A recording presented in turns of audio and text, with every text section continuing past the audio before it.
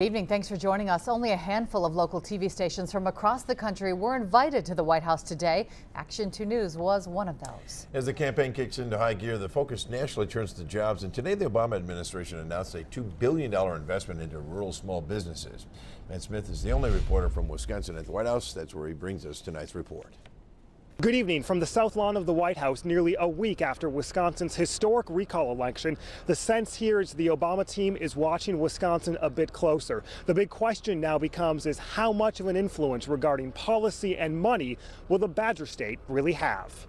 For the first time in our interview Monday in the cabinet room of the West Wing, President Obama addresses the recall and Wisconsin. I'd like to ask you about Wisconsin's recalls, the results of those. There are a lot of Democrats in the state who have told me they're upset you did not come to the state and campaign for Tom Barrett. Well, you know, the truth of the matter is that as President of the United States, I've got a lot of responsibilities. I was supportive of Tom and have been supportive of Tom.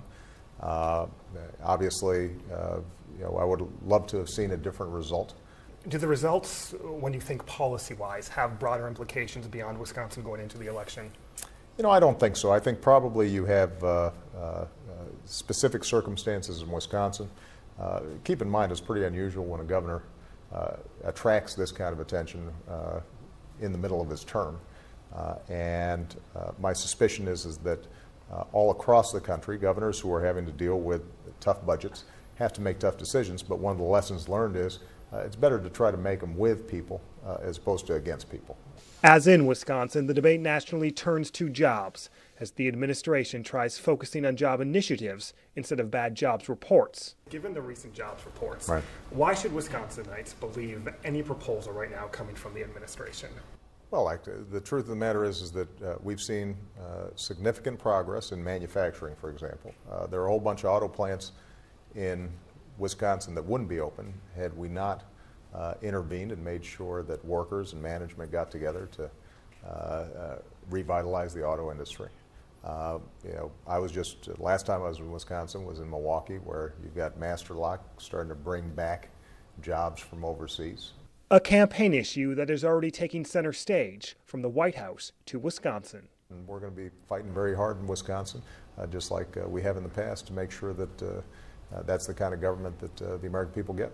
Our exit polling after the recalls gave the president a 7-point lead over Mitt Romney. You have to remember, though, back in 2008, the president won the state by 14 points, something, though, nobody here really thinks can be repeated. Reporting from the South Lawn of the White House, Matt Smith, Action 2 News. All right. And like I said, just pretend we're trying to have a normal conversation. Okay, I'll try. Is there a typical day for you in jail? What is that like? Wake up. You're 24? Yes. 24. What happened this summer? You left. I left because and that's why I left. And were you staying sober and clean in Texas? Was I clean there? Yes. So what happened? How are you back here now? I was pulled over for a traffic violation. So you're currently here because? I'm waiting for revocation, a revocation hearing. Your dad has said to me in the past couple of years the time he has felt most comfortable and can sleep at night is when you're here in jail. That hurts, because at the same time, makes me believe, is this all I'm ever gonna be, you know? Am I here because nobody believes I can do it out there? Do you think people believe out there you can do it or can't do it? I believe there are people that believe that. I believe it. I know I need help, though, and it's hard for me to ask for that help sometimes. A lot of times, and that's why I keep ending up back in here. History, as that saying goes, has a way of repeating itself. Her story is one of history. 2 days after I got out, I relapsed. I knew I was going to relapse. I cried in here before I left because I knew what I was going to do when I got out. It's hard to count the number of times Cassie Nygren has been in and out of the Marinette County Jail. The first 18-month prison sentence in 2010 was just the start. I can remember that day like it was yesterday. I got a phone call from my ex-wife saying one of her friends just called. I remember going to get the drugs. I remember getting them ready. She's on their kitchen floor, unconscious. I remember all up until I put the needle in my arm. I got there, my daughter was basically dying on the kitchen floor. And the friends had all left. That day has been what created all this. They left her there to potentially die. Blame couldn't point to John Nygren for putting emotion to legislation. I believe that my dad wants to see me succeed, but I believe he wants to help others not have to go through what he did and what I did. As part of the Hope agenda, Cassie's friends that night could have been helped. Part of the legislation known as the Good Samaritan would grant partial immunity for anyone calling 911 or bringing an overdose patient to the ER. We don't want to be soft on crime. If they're the dealer, if they're the one that provided that drug, there's going to be punishment, but we also want to save our young people. That night, Cassie believes it was Narcan that helped save her life, a drug that reverses the effects of an overdose. The Hope agenda would expand the number of first responders in Wisconsin who can carry and administer it. Is that a life-saving tool? Yes, it is.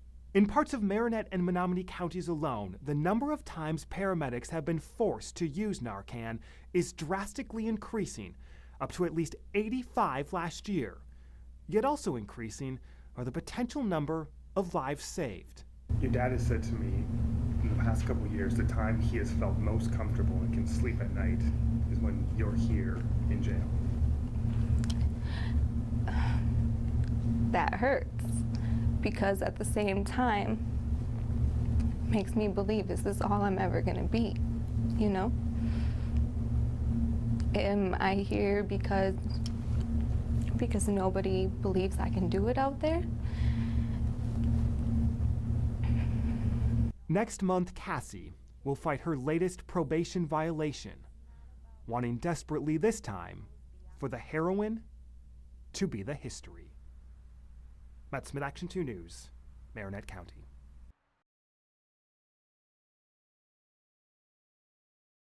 We didn't want people to fall through the cracks, and so the sooner I sign it, the better. Democrats would argue that the 83,000 who are waiting to move on to state Medicaid, those are the ones falling through the cracks for this January through March period. Well, they're the ones responsible for that because they were put on the waiting list by the Democrats years ago when they created that waiting list under Jim Doyle. So immense hypocrisy by people who are arguing that very point. Unfair that they don't get coverage right away January 1st?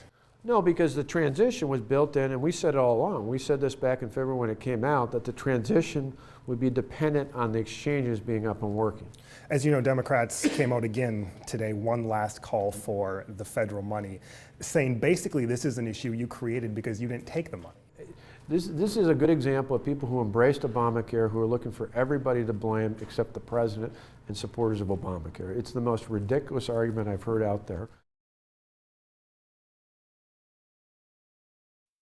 And he is coming straight off a victory in last night's Louisiana GOP primary, and this morning presidential candidate Rick Santorum joins us live in the studio. Thanks so much for spending a few minutes with us. My pleasure to be here, Matt. Enjoying my time here. First, let's get on the record.